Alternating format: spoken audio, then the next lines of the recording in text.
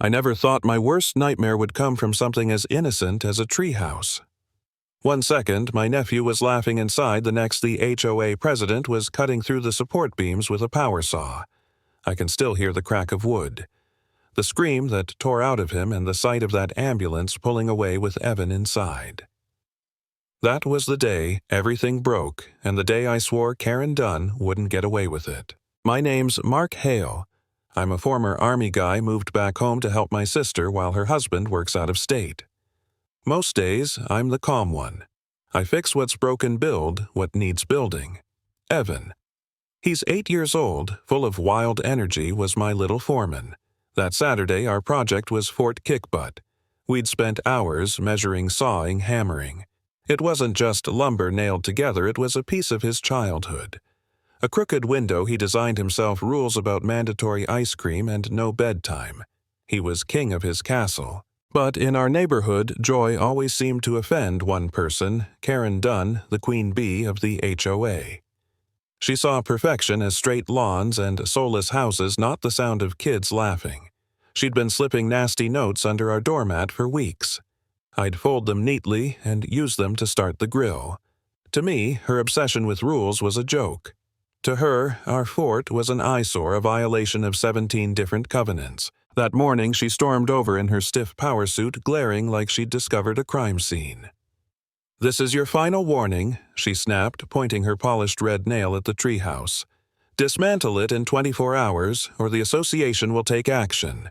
I looked at her holding my tape measure and asked, "What kind of action?" Karen. Another strongly worded letter. She huffed and stormed off, heels clicking across her perfect driveway. Evan asked me if she'd break the fort. I told him no, she was just full of hot air. God, I wish I'd been right. An hour later, I heard the whine of a saw.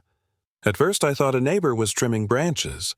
Then I saw her Karen standing at the post of our fort blade, screaming through wood. My blood turned to ice. "Karen, stop! Evan's inside!" I shouted. Running full speed. She didn't even look at me. Her face was locked in grim determination, like she was cutting down an enemy bunker instead of a child's playhouse. The sound I'll never forget came next the sickening snap of timber, the fort twisting and collapsing, Evan's scream buried beneath it. I tore through the wreckage with my bare hands, splinters biting into my palms, until I saw him, his little leg bent at a terrible angle, his red shirt torn, his face pale with shock. Neighbors rushed out. Someone called 911, and Karen. She just stood there, the saw dangling from her hand, half in shock, half in triumph. Deputy Torres arrived with the ambulance. He saw the scene, the collapsed fort, the boy crying Karen with the saw. He didn't need questions. "Ma'am, put the saw down," he ordered. She stammered something about rules and property values, but he cuffed her on the spot. The click of those handcuffs was the sweetest sound I'd ever heard. Evan was loaded onto a stretcher, whispering through tears. She broke Fort Kickbutt. "Uncle Mark," I squeezed his hand. "We'll build it back, buddy, stronger than before." That night, the house was silent. Evan was in the hospital, my sister at his side. I sat alone, staring at the wreckage through the window. My hands were raw from pulling boards, but what cut deeper was the doubt. Maybe I should have just followed the damn HOA rules. Maybe I'd been reckless. Maybe I'd failed him. For the first time since leaving the Army, I felt useless, like I couldn't protect the person who mattered most. But then Paul, my neighbor, showed up with his laptop. "We've got her mark," he said. He pulled up his doorbell camera footage. Karen, walking across my lawn, saw in hand Evan's head poking from the window. She had seen him. There was no way she could claim otherwise. Watching it made my stomach twist, but it gave me clarity. This wasn't about a rule violation. This was about power and arrogance, and maybe more. I filed for Deputy Torres's body cam footage, too. Side by side with Paul's video, it showed Karen glance right at Evan before she cut. That wasn't negligence. That was intent. Add in Mrs. Gwynn, the elderly neighbor across the street who described the color of the saw, the way Karen's face twisted with determination. Her statement was like narration for our silent movie. Piece by piece, we built a case. But Karen wasn't done. At a community meeting meant to reaffirm standards, she burst through the gym doors like a villain in a bad play. She grabbed the microphone, screeching about how she was the victim, how we'd ruined her reputation. Then, her son Kyle, a hot-headed 20-something, snapped. When Deputy Torres put a hand on Karen's arm, Kyle pulled a revolver. The gym went dead silent. Parents shielded their kids. I froze, calculating distances like I was back in combat. But the deputies moved fast, voices steady, hands poised. "Put the gun down, son," Torres said, calm as stone. After what felt like hours, Kyle's arm dropped the gun, clattered to the floor, and deputies swarmed him.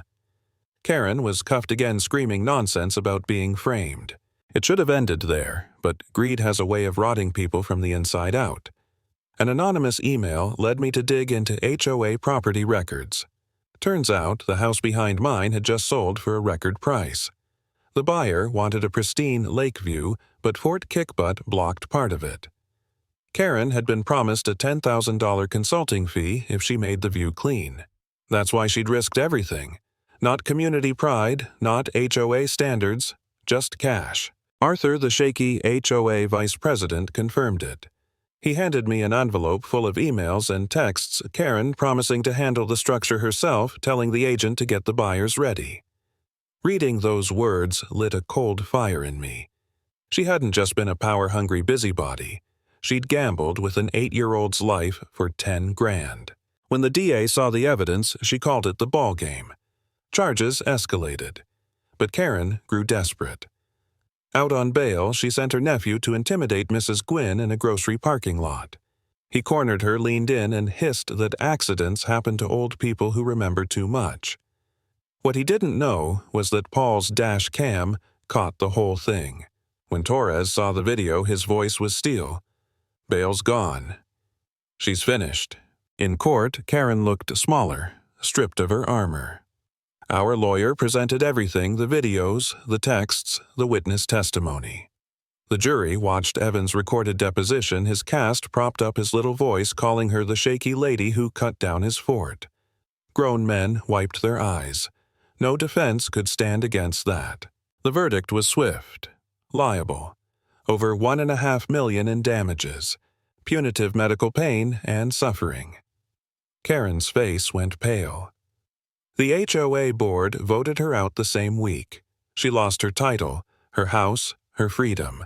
She was no longer president of anything, just another inmate waiting for sentencing. I didn't celebrate. I didn't cheer.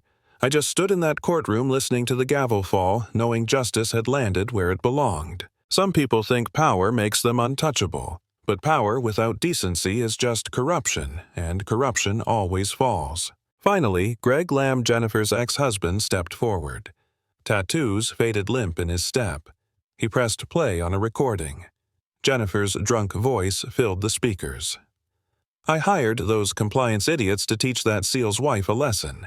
Military types think they're so tough, but everyone breaks under pressure." Silence. Then chaos. Neighbors shouting, "She hit a teacher. She threatened kids. She stole our money." Mrs. Patterson, the quiet vice president, slammed her gavel. "I call for a vote of no confidence." Hands shot up.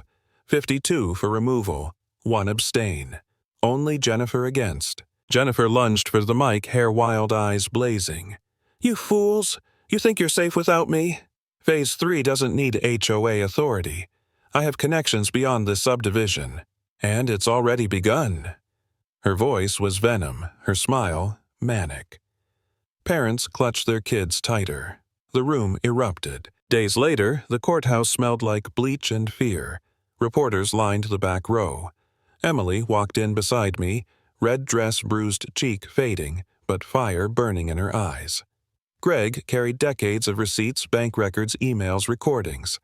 Agnes brought her photos. Ray brought his binder. We weren't just neighbors anymore. We were a coalition.